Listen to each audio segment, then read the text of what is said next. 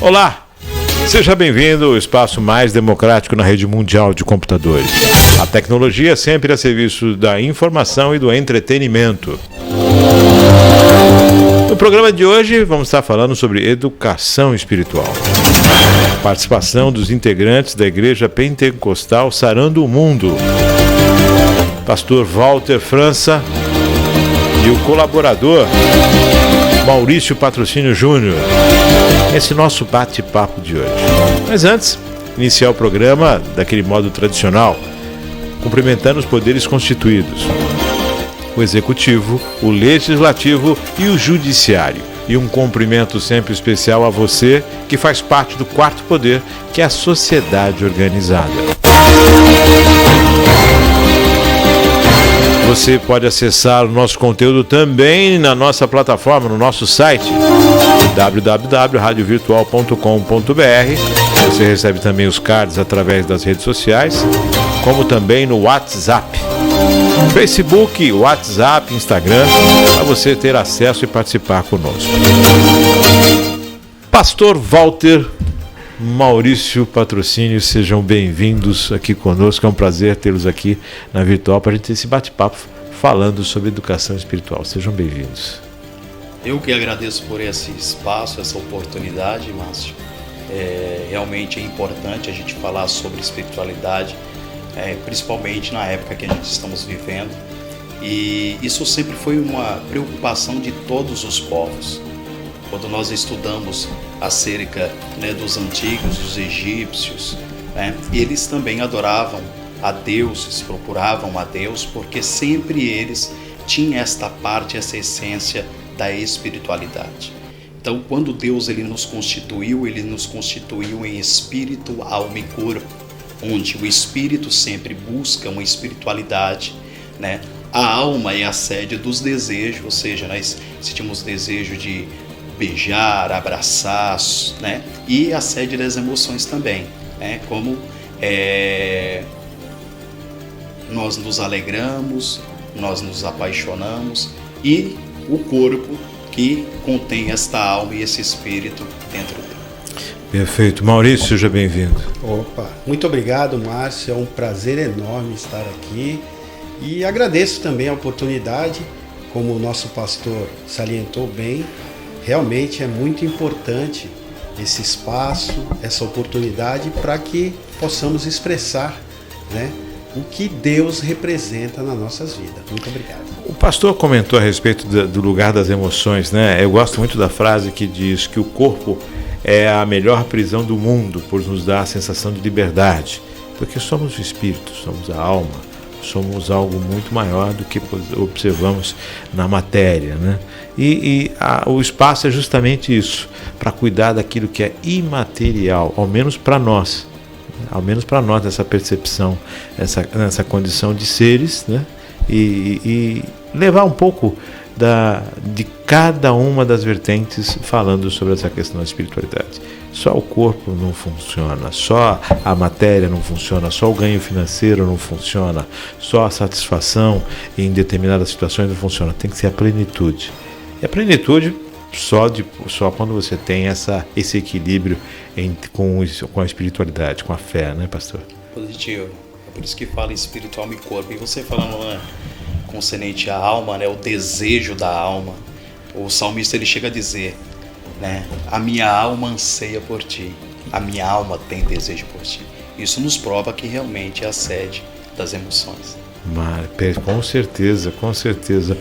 Vocês fazem parte da Igreja Pentecostal Sarando o Mundo. Na verdade, eu estou dizendo vocês fazem parte, vocês são parte integrantes, mas vocês, na verdade, são alicerces. Vocês começaram essa igreja. Positivo.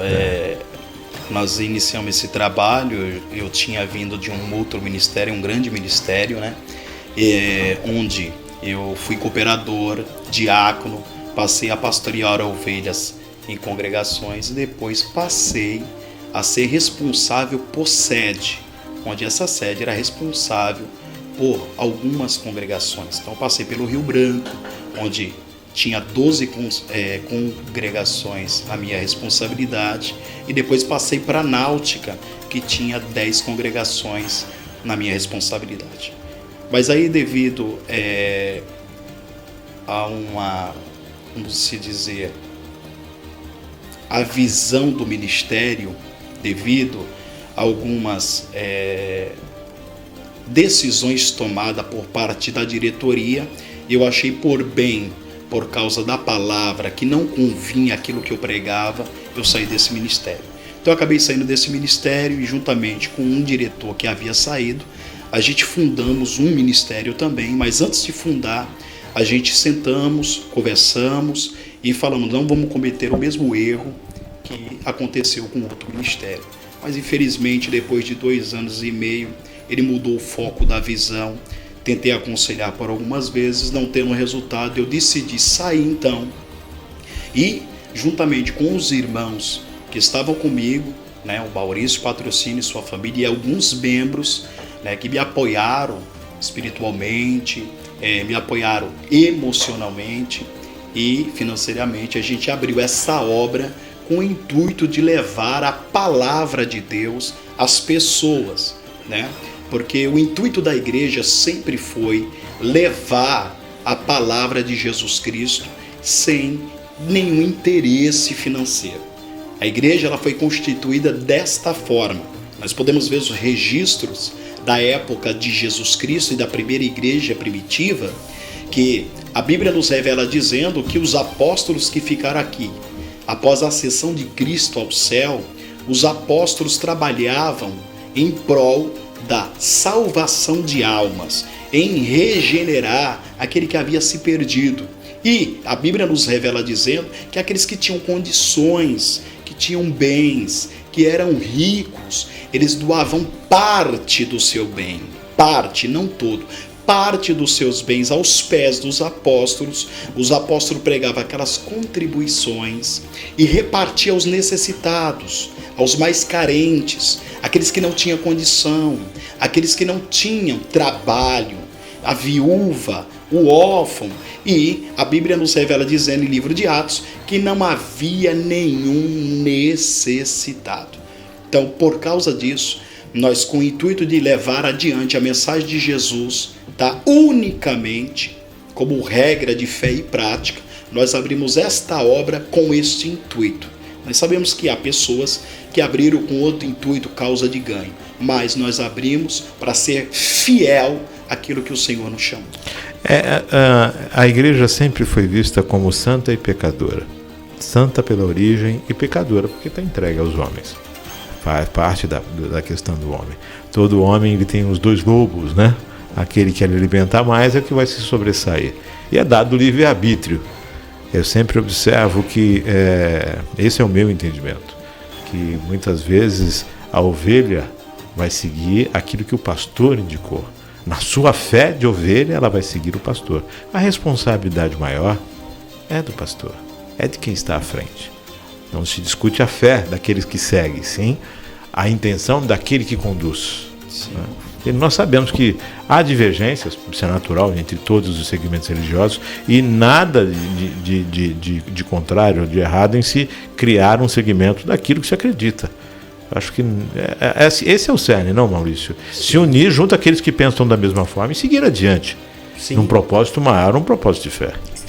E foi dessa forma que eu comecei a acompanhar, né, no antigo ministério. Eu ia aos cultos, né, acompanhava a minha mãe, a minha avó falecida, Gerolina, inclusive que foi fundadora de um círculo de oração aqui em Cubatão, foi pioneira desse grande ministério, e acompanhei o início das pregações do pastor Walter, e quando decidiu-se abrir esse ministério, foi com o intuito de, como o pastor salientou, levar a palavra. Como ele comenta alguns fatos da Bíblia antiga, se você olhar, os crentes da igreja de Bereia, no passado, eles analisavam as pregações de Paulo e olhavam as escrituras. É isso mesmo que ele está dizendo? E eu me uni a essa igreja porque essa igreja preza pela palavra. Tudo que é falado, tudo que o pastor defende é pregado, Se você pegar a Bíblia Sagrada, procurar, estará escrito da forma com que é pregado. Não procuramos distorcer a palavra, como acontece em vários ministérios. Muitas vezes distorcem a palavra porque muitos querem ganhos materiais mais do que os espirituais, infelizmente. Eles querem a igreja cheia. E é claro, o ser humano, embora ele procure a espiritualidade, o ser humano procura facilidade. Nós somos falhos. Então, uma igreja que prega uma palavra meramente com certas distorções, né, com certas concessões, realmente o pessoal vai se sentir mais à vontade, porque a palavra de Deus, ela é pura, ela é plena, porém ela tem um certo rigor. E isso muitas vezes assusta as pessoas. Você fala na aplicação, na forma rígida, como é observado, não há uma condição de volaticidade. A palavra é uma só. Correto. Você tocou no ponto crucial. É uma só. Exatamente. A palavra é uma só. E nós que a distorcemos. Muitas vezes as pessoas falam: nossa, a doutrina da sua igreja é rígida, essa doutrina é mais leve, eu vou acompanhar essa igreja, não precisa tudo isso. Eu paro e falo: pessoal, por favor, nós temos que mudar esse discurso. A doutrina é uma só, a doutrina de Jesus está nesse livro sagrado que é a Bíblia. Nós, humanos que somos pecadores, como você disse no início da entrevista, distorcemos a palavra à nossa conveniência. Então, a doutrina, a palavra é uma só, como você citou. É exatamente esse é o ponto. Esse entendimento quanto às vertentes, quanto às não vou colocar disparidades, mas quanto às interpretações. Porque muitas vezes a interpretação era observada de acordo com determinadas situações.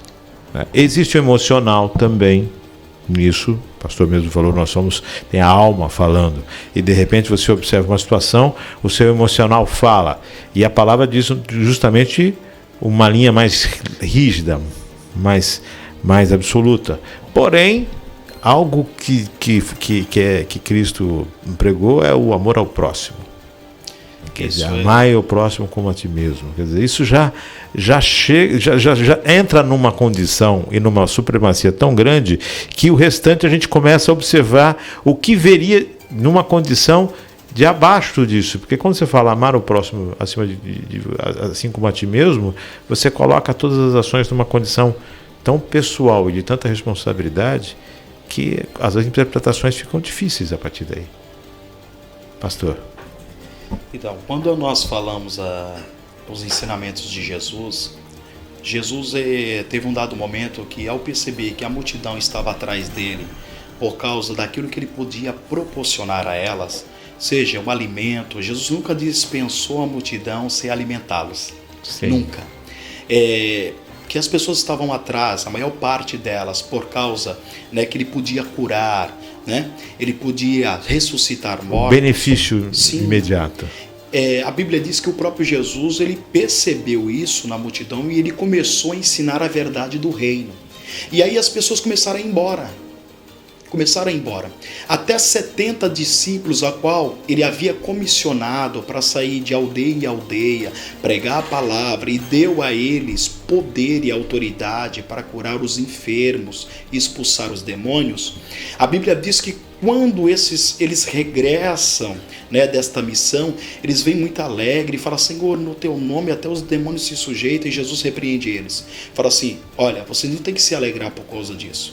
Vocês têm que se alegrar porque o nome de vocês estão no livro da vida. Mas quando Jesus ele começa a ensinar, né, a doutrina do reino, né, o reino dos céus como ele é, a multidão vai embora e os 70 também vai embora. A ponto dos apóstolos tentar aconselhar Jesus. Fala: mestre, quem suportará esse tipo de doutrina? Ou seja, quem suportará esse tipo de ensinamento? E Jesus olha para eles e fala assim: peraí, o que vocês estão querendo? Vão com eles também embora. E aí eles percebem que eles haviam cometido um grande erro. porque ali estava o autor da vida, que estava tentando reconciliar aqueles que se haviam se perdido, afastado de Deus. E aí eles falam: para onde iremos nós, Senhor, se só Tu tem a palavra da vida eterna? E Paulo salienta isso em Romanos 3, versículo 23 e 24. Porque todos os homens pecaram e destituídos da glória de Deus estavam, sendo justificados pela sua graça e pela redenção que é em Cristo Jesus, nosso Senhor. Então, por causa disso, a palavra é única. Na carta de 2 Timóteo 3,16 diz: toda palavra inspirada por Deus é apta para ensinar, para redarguir, para corrigir e para disciplinar na justiça. Então a palavra de Deus é única, é uma só. E ela só pode ser interpretada à luz do Espírito Santo. Então a Bíblia fala 8:32 de João: e conhecereis a verdade, e a verdade vos libertará. A verdade nos liberta. A verdade é conhecimento, conhecimento é luz. E a luz vem de Deus. Pastor, a educação espiritual. Nós estamos num momento em que as pessoas têm tempo para quase tudo. Tem tempo para redes sociais, tem tempo para observar a vida alheia, tem tempo para se divertir, tem tempo para pensar no templo, mas parece que o tempo para cuidar da espiritualidade, ele não existe. Há uma dificuldade, há um peso tão grande nisso, né? Como, na sua visão, é o correto, então, é possível exercer a educação espiritual? Em que momento, né, os pais, os responsáveis, ou em que momento a igreja, ou a congregação, ou o movimento, ou o lugar que se cuida da espiritualidade deve se aproximar, ou então deve ser aproximado essas pessoas? Quando iniciar, pastor? Então, a Bíblia ela nos ensina, Eclesiastes no capítulo 3, que há um tempo determinado para todas as coisas. Há o tempo de plantar e há o tempo de colher. Há o tempo de sorrir e há o tempo de chorar. Há o tempo de abraçar e há o tempo de apartar-se. Há o tempo de nascer e há o tempo de morrer. Então Deus ele estabeleceu que as pessoas tirassem um tempo para todas as tarefas. E nós percebemos que o adversário, o inimigo das nossas almas, né, ele tenta, de alguma forma, tirar todo o tempo da pessoa, né? E aí a gente tem nossos trabalhos que são realmente diários, que nós temos que trabalhar para sustentar nossa família, temos que estudar, temos que, né, fazer um curso profissionalizante para poder crescer, e também temos que dar conta da nossa família. E aí muitas das vezes nós colocamos desculpas, né? Hoje não, hoje eu não vou orar a Deus, não vou rezar, eu não vou hoje à igreja que eu estou muito cansado. Então todos os dias deixa para amanhã, e esse nunca amanhã ele chega, acontece. Então a Bíblia fala acerca de Provérbios 22:6, ensina o teu filho no caminho que deve andar, porque quando for velho não se desviará dele. Então temos que ter a preocupação de ensinar os nossos filhos em casa. A igreja ela é um local que a gente vai lá para poder ouvir a palavra de Deus, aprender de Deus. Se unir em torno da palavra. Tudo, com os irmãos, né? Se confraternizar com os irmãos, contar a experiência daquilo que Deus ele faz. Mas é importante a gente tirar um tempo para a nossa família, para conversar com a nossa esposa e os nossos filhos, falar acerca de Deus, da importância de que Deus é para o ser humano e para toda a sociedade. Porque se nós levássemos o ensinamento de Jesus, né, à risca, a sociedade como um todo, nós não estaríamos como a sociedade está hoje, né? Como você falou acerca de amar o próximo como a ti mesmo. Poxa, se eu amo a mim, eu não quero que ocorra algo mal na minha vida. Eu não quero ser assassinado, eu não quero ser roubado. Da mesma forma, eu não quero ser maltratado. Se eu me preocupar com isso e amar o meu irmão desta forma, cumprindo o ensinamento de Jesus, eu também não vou denegrir a imagem dele. Eu não vou roubá-lo, eu não vou assaltá-lo. Ou seja, se eu quero que as pessoas me tratem bem, Se eu quero que as pessoas me ajudem, eu também vou procurar ajudar o próximo, ser gentil com o próximo, de alguma forma, de alguma maneira. Então, a educação espiritual, ela nasce dentro do seio familiar. Positivo. Dentro do seio familiar. Maurício, você sempre seguiu uma linha, a doutrina, você sempre seguiu a religiosidade, a espiritualidade, desde criança, seio familiar? Sim, eu sempre procurei. Claro que nos últimos anos, de uma forma mais constante, mais de intensa. uma forma mais intensa. Mas desde pequeno, a minha família sempre teve pessoas do meio evangélico, como eu já comentei, a minha avó, a minha mãe, as minhas tias, sempre estiveram junto ao evangelho, pregando a palavra de Jesus. Então eu tive, graças ao bom Deus, essa familiaridade com Jesus, com a Bíblia.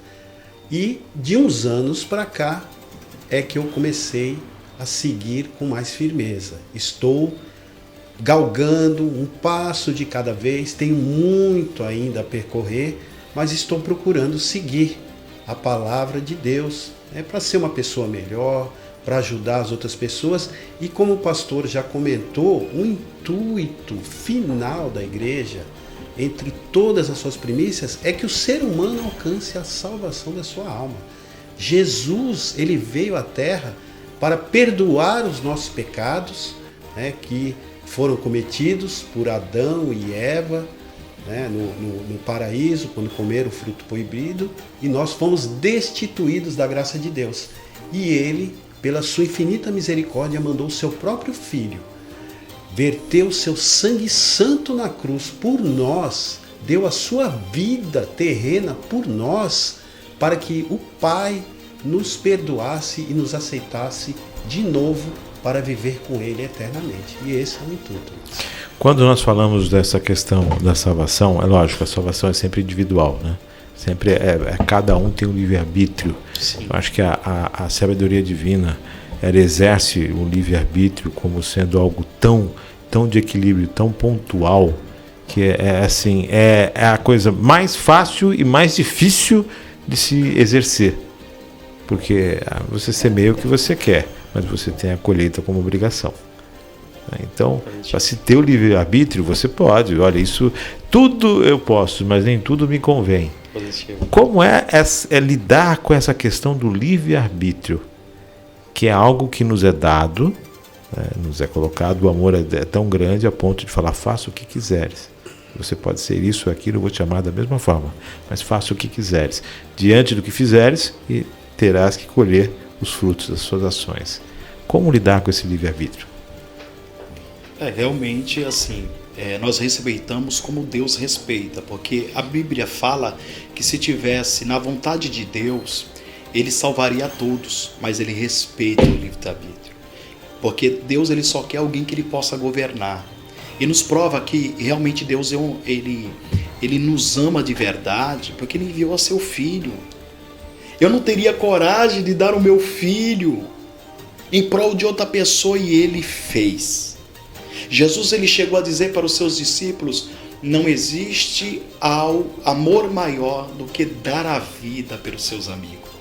E Ele fez. E aí as pessoas muitas das vezes falam assim, não, mas nós somos obrigados a servir. Não, ninguém é obrigado a servir a Deus. Porém, tem as suas consequências. Livro de Gálatas 6:7 diz, não erreis, porque Deus não se deixa escarnecer, porque tudo que o homem plantar, certamente colherá. Então, é a lei da semeadura. E na lei da semeadura, natural, é diferente da espiritual. Porque se você plantar um pé de feijão, você pode decidir não colher. Porém, na espiritual é diferente. Mesmo que você não queira, você vai colher. Porém, nós respeitamos, se a pessoa que nós damos apoio, esta pessoa, tem pessoas que chegam lá, realmente com a vida destruída pelas drogas, pelo álcool, e essas pessoas vêm até a nós acolhemos, ajudamos espiritualmente, ajudamos financeiramente, porque este é o papel da igreja. Acolher as e pessoas e auxiliá-la. É esse o objetivo. O objetivo da igreja nunca foi ganhar dinheiro. É por isso que eu trabalho, Maurício trabalhava, porque esse é o intuito, de ajudar as pessoas como o Senhor almeja. Então, mas muitas das vezes essas pessoas ao longo dos anos ou alguns meses decidem ir embora. E aí nós continuamos amando da mesma forma, passamos por elas, cumprimentamos, muitas das vezes elas se sentem assim envergonhadas, né? Abaixa a cabeça, mas é o nosso dever. Eu procuro sempre ir cumprimentar a pessoa, dizer, olha, o seu lugarzinho sempre está lá te esperando por você. Então esse é o nosso dever. Nós não podemos, porque a pessoa não quis mais seguir o caminho, desprezá-las, humilhá-las. Não, porque o nosso autor da fé, Jesus, ele disse que nós devemos amar as pessoas, que nós devemos amar o nosso próximo como ele nos amou. Mesmo nós falhamos todos os dias, decepcionamos, porque embora eu seja um pastor, eu procuro seguir a Bíblia, mas nós cometemos falhas ao longo do dia. É bem verdade que nós devemos ter a sensibilidade de saber que falhamos, recorrer a Ele pedindo perdão, Ele estará sempre disposto a nos perdoar. E da mesma forma, a gente jamais poderemos virar as costas para aqueles que decidiram não seguir o caminho. Sua palavra me fez remeter aqui a um grande amigo que eu tinha. Ele era sacerdote e a gente tinha muita proximidade, muita intimidade, amigos. Ele falou que estava preocupado, né? Falou, poxa, você está tão perto, né? A gente tá, né? Você vê aí as minhas destemperanças, o meu jeito de ser e tudo mais, né? Essa questão. Eu falei, olha, quanto mais do homem eu vejo no padre, mais eu me sinto perto de Deus. Afinal de contas, se fosse um santo, eu já estaria distante. Mas eu estou vendo que és um homem como eu, né? Tem as mesmas fraquezas, tem as mesmas necessidades, busca, né? Tem as dificuldades, tem os intempéries da vida. Assim também como pastor. Trabalha, tem a família, tem o seu dia a dia, tem os seus momentos bons, os seus momentos de cabeça quente. É um ser humano, né? Eu acho que essa é a grande questão aí, é poder observar o humano de cada um de nós e entender a espiritualidade como algo ainda maior, né? Maurício, livre-arbítrio, como é que é para você? Márcio, livre-arbítrio é a capacidade que Deus colocou no ser humano. Ele nos criou à sua imagem e semelhança, porém, Ele não quer que nós o sigamos, que nós o amemos de forma obrigada. Ele nos inseriu o livre-arbítrio. Ele quer o nosso amor de espontânea vontade. Então, a partir do momento que nós, que somos seres espirituais, estamos momentaneamente num corpo carnal, conseguimos enxergar que só o nosso Senhor Jesus é capaz de nos dar o alívio que nós esperamos. Porque o mundo, você vê o que está aí. Cada vez pior, né? Violência, guerras, desamor, né? Nossa, a falta de amor cada vez aumentando. E qual que é a nossa esperança? É em Deus. Quando nós firmamos nosso pensamento em Deus, nós temos a certeza que um dia toda essa aflição, toda essa agonia, tudo isso que nós estamos passando aqui irá cessar. Então, esse livre-arbítrio nos coloca uma decisão na nossa vida. Você quer continuar essa agonia eternamente? Ou você quer que quando a sua alma deixar esse corpo carnal, essa agonia seja findada e você vá para um lugar onde só tenha calmaria, onde só tenha amor, onde só tenha paz? E aí é o livre-arbítrio. Aí cabe a cada um de nós escolher o que nós queremos para o pós-vida, para a nossa próxima vida, que será eterna. Pois o nosso corpo, ele morre aqui na Terra, mas a nossa alma, o nosso espírito, não. Nós somos seres eternos. E onde nós queremos ir? Então eu tomei essa decisão. Eu quero ir morar ao lado de Jesus. Por isso, somos falhos, como o pastor falou, não existe super-homem, não existe. Eu, quando comecei a ler a Bíblia e ver aquelas histórias, eu via, nossa, Moisés, né, Abraão, José, Josué. Eu pensava que eles eram super-homens. Nossa, é impossível ser como eles. Não, engano. Quanto mais nós vamos nos aperfeiçoando, entendendo o que a Bíblia nos quer dizer, entendemos que eles eram homens iguais a nós. Homens que tinham os mesmos sentimentos, os mesmos problemas, as mesmas desilusões. Eles só tiveram um diferencial: escolheram seguir e entregar a sua vida ao Deus Altíssimo de todo o seu coração.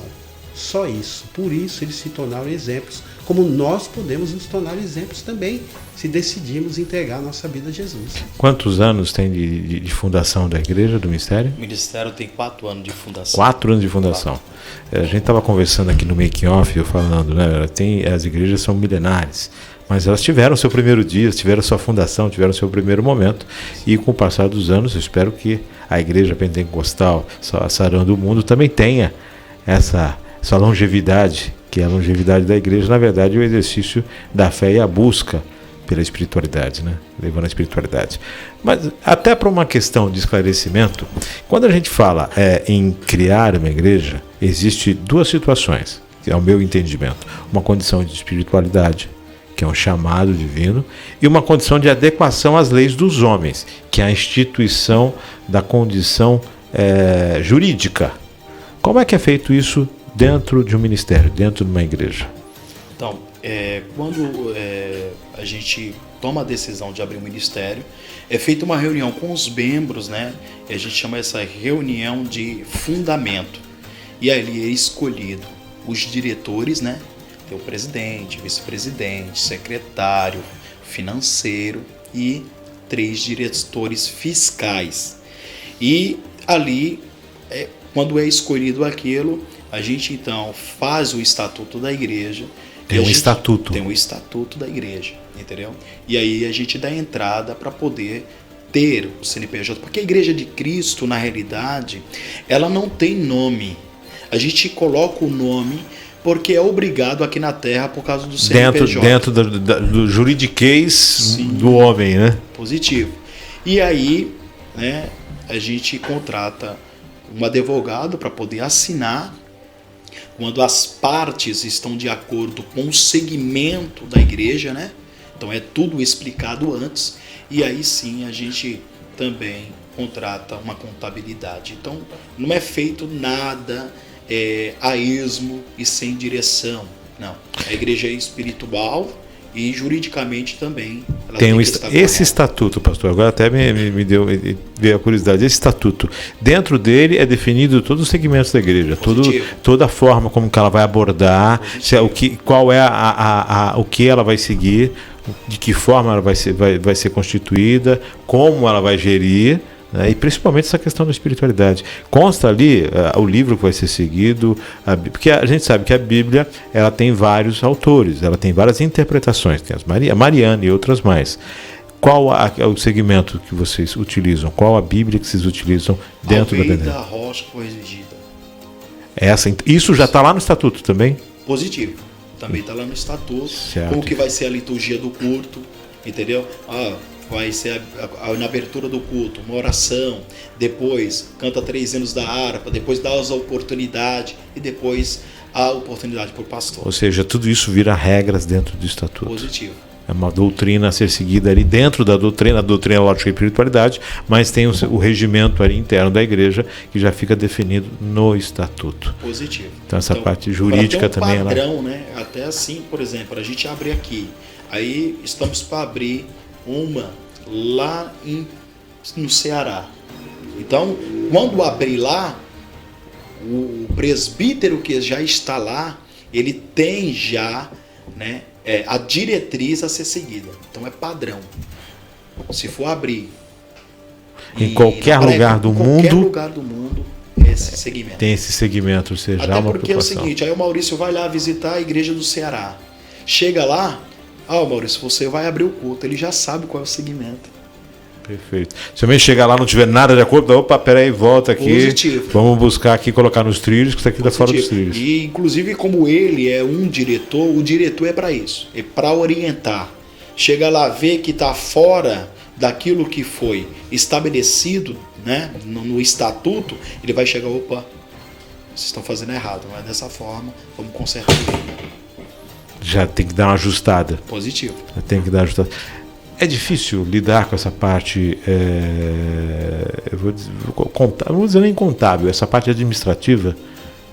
É difícil, é mais difícil lidar com a parte administrativa ou com a parte espiritual? Então, como nós falamos sobre a diretoria, o presidente da obra ele trata mais acerca da espiritualidade.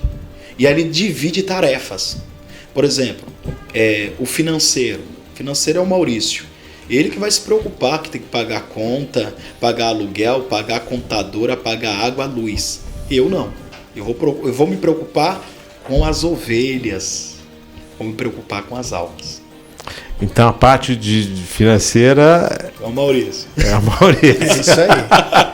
É isso aí. São divididas as tarefas. Verdade. Mas no final chega o pastor, a situação é que nós temos um objetivo assim. Sim.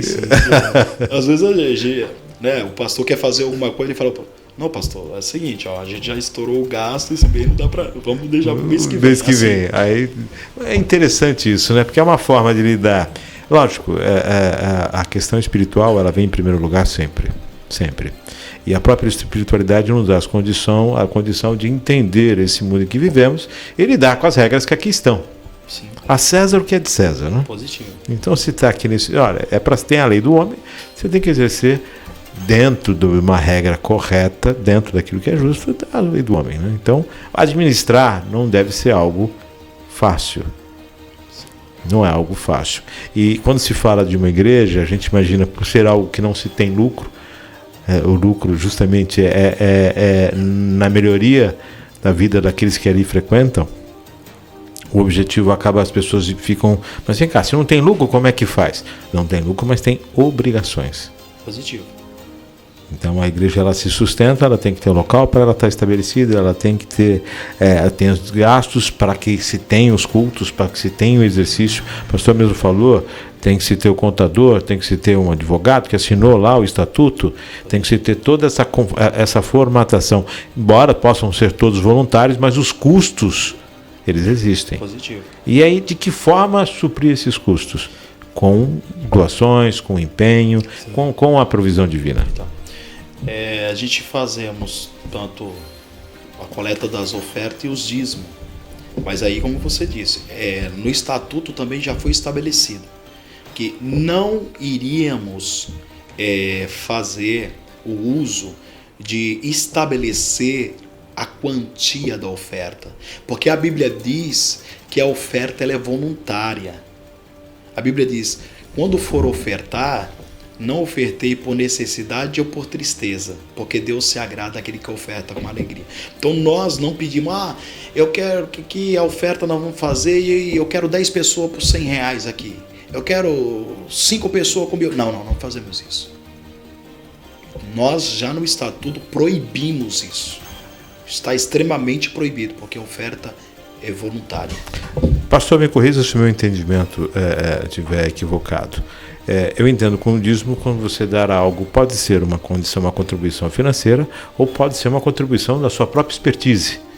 Digamos que eu sou um contador, eu quero contribuir com o dízimo na igreja. Não, faz o seguinte, eu vou ser o contador da igreja. Eu vou prestar o meu serviço sem custo para a igreja. Estou doando o serviço. É uma forma também de dízimo? Então, a Bíblia fala lá em Malaquias 3:10 acerca de trazer o dízimo até a casa do tesouro. Então, é trazer para a igreja. Você pode até pegar dessa forma, por exemplo, você trazer o seu dízimo e o Maurício fala assim, vamos lá então pagar para o Márcio a contabilidade. Não, mas eu quero fazer voluntariamente. Não, mas você contribuiu com o seu dízimo, você já ajudou com o seu dízimo e agora está aqui o seu trabalho. Isso pode se fazer. Então tem essa interpretação de que essa questão do trabalho, do reconhecimento do trabalho e da... É difícil ser tesoureiro, Maurício?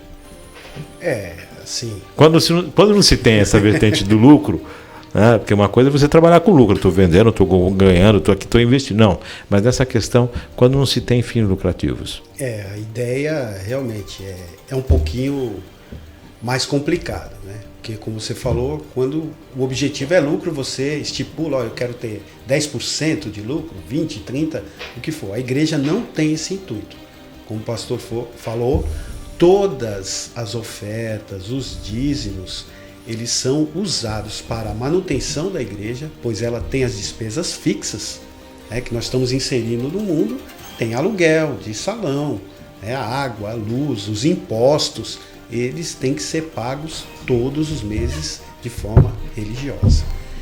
E o excedente, o que sobra disso, é aglutinado, é juntado para fazer as obras sociais. Por exemplo, tem o sopão, muitas vezes o pessoal elabora, faz uma sopa, distribui para as pessoas carentes, né? Um irmão que está necessitado, está passando por dificuldades, a igreja procura ajudar na medida do possível. Então, este é o fim. Então, realmente, ela é um pouco complexa a administração, mas não é tão difícil assim. Porque a ideia é essa: juntar toda a oferta, todo o dízimo, tudo que arrecada a igreja e, sem fim lucrativo nenhum, atender às necessidades das almas que estão precisando. Esse é o intuito, Márcio. Então, fica fácil. Nós estamos chegando já no finalzinho desse nosso bate-papo, mas essa pergunta eu não vou me furtar em fazer. Para ambos. Nós estamos todos aqui já passaram, certo pastor, que não deve ter chegado ainda na idade, mas como Maurício, nós somos contemporâneos de Lincoln Feliciano, já passamos dos 50. Sim. Já passamos dos 50. Se imaginavam lá atrás estar hoje frente a uma igreja, frente ao ministério, iniciando uma caminhada, sendo os pastores, sendo os condutores? Imaginavam, em algum momento da vida lá atrás, imaginavam isso? Eu vou falar por mim, né? Depois o pastor fala por ele. Eu jamais imaginei isso. Tá? Confesso que até alguns anos atrás eu costumava ir à igreja, não de forma contínua, assídua, conforme eu estou indo agora, mas eu jamais imaginei isso.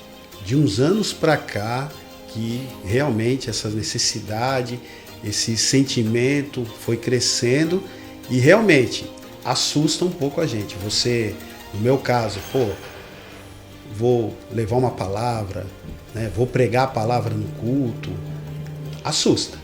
Não é tão simples, a hora que você sobe no púlpito, dá uma tremedeira, não é tão fácil, a gente procura correr, isso é natural do ser humano, mas Deus tem me fortalecido, tem me esclarecido muito, me ajudado muito, porque eu já fiz 4 pregações em nome de Jesus, né? Já consegui, e realmente, muitas vezes você sobe para falar alguma coisa e pede a ajuda de Deus e Ele coloca as palavras na tua boca.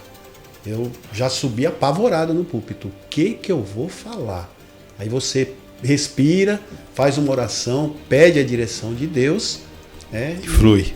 E vai fluindo, né? Não sei se dá, né? Tá atendendo, tal, mas a gente vai indo. Fala aquilo que alguém ali precisa ouvir, né?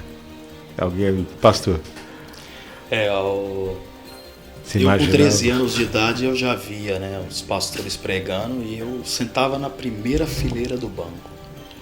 Prestava atenção em cada palavra que era falada e eu desejava no meu coração, um dia vai ser eu. Só que os anos se passaram, eu fiquei jovem e eu comecei a ver como que era a vida de um pastor e eu já não quis mais, porque eu vi a responsabilidade que ele tinha, que muitas das vezes ele tem que privar a sua própria família para dar assistência às ovelhas. E eu falei, não vou querer mais isso não. Mas não é bem isso que eu quero não. Mas aí o chamado foi mais forte. E aí, ao ver isso, a palavra de Deus sendo distorcida, eu falei, não posso deixar a causa de Cristo ficar desta forma. Assim como ele chamou o apóstolo Paulo para ser defensor do evangelho, eu vou levantar essa bandeira também e vou levar adiante até o final dos meus dias. Esse eu espero, com a graça de Cristo, ele tem me sustentado até hoje. Então eu tenho uma família maravilhosa, minha esposa é uma pessoa maravilhosa, né? E eu costumo dizer que o sucesso do pastor, 50% depende da mulher. Se a minha esposa não me apoiasse, lógico, eu tenho o apoio dos membros, tenho muito apoio, né? Principalmente do Maurício. O Maurício me apoiou muito junto com a família dele e os demais irmãos, mas há momentos que a gente às vezes quer baixar a guarda. Aquele momento em que está você e a pessoa que te conhece ali todos os dias. Aí ela, opa, né? Levanta a cabeça, rapaz, nunca te vi assim, e aí a gente dá um prosseguimento. Então, esse é o intuito. Maurício e pastor, muitas vezes não, toda vez que alguém inicia um trabalho, como nós estamos falando da espiritualidade, vamos colocar essa questão da espiritualidade, ele tem que observar essa condição para tudo em a sua vida, para todas as suas ações, porque a sociedade ela cobra muito isso. O Maurício está na igreja, mas ele estacionou ali na vaga errado, ele está na igreja. Pô, como é que ele está na igreja e está fazendo isso? O pastor ali, o pastor parou o carro aqui, mas não podia, mas o pastor fez aquilo ali, mas não pode. Como é que é essa relação com a visão da sociedade, com a cobrança da sociedade e a vida na espiritualidade? Que muitas pessoas acham que eu não estou na igreja mesmo, eu faço o que eu quero, mas se estiver na igreja, na verdade todo mundo tem que ser correto o tempo todo, né? Mas como é essa cobrança da sociedade com as pessoas que estão à frente da igreja? Como eu disse já no culto, o último culto que eu disse, eu falei, o caráter, o evangelho, ele não é obrigado a dar. Isso vem de berço. Porém, se não vier de berço, o evangelho, através do conhecimento de Jesus Cristo, traz caráter à pessoa. E o apóstolo Paulo falou que nós somos colocados como espetáculos aqui da terra, diante de Deus e diante dos homens. Ou seja, nós somos a todo tempo observados. E realmente nós temos que ter esse cuidado, esta vigilância de não fazer escandalizar o evangelho de Cristo. Então, realmente, a gente tem que estar se policiando a todo momento. Maurício? É exatamente o que o pastor falou.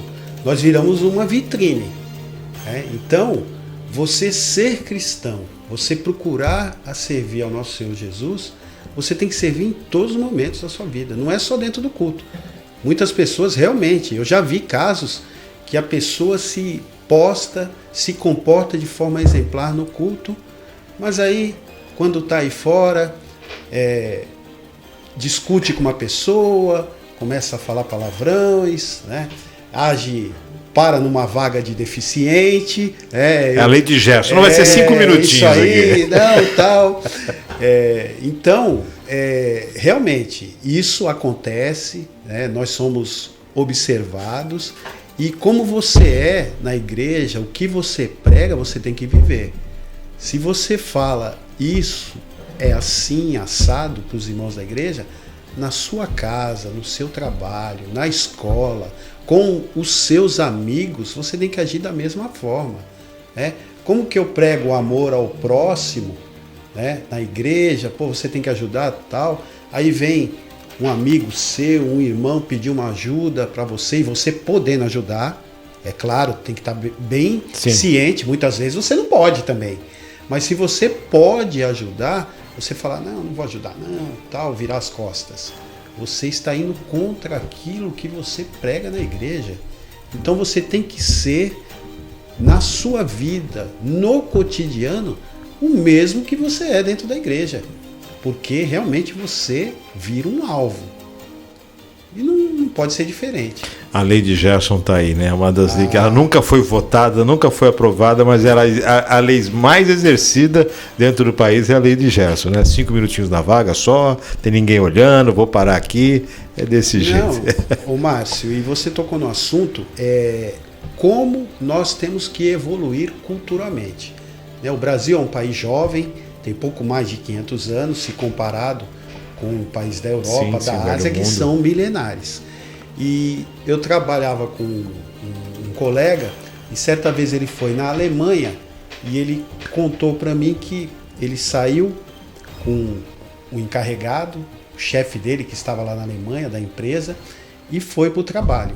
E eles foram um pouco mais cedo. Aí tinha um estacionamento imenso na empresa onde eles iam trabalhar.